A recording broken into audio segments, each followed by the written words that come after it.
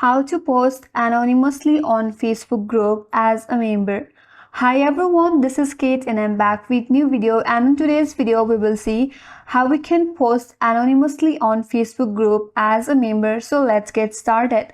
First of all, launch the Facebook application and make sure to log in with your Facebook account.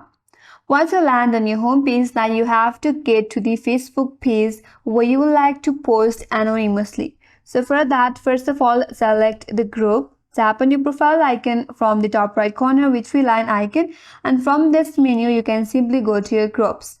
Here, tap on your group, and once you get to group, there you will have an option as post anonymously on this interface. Simply tap on it, then tap on got it. Now you can post anything from this section.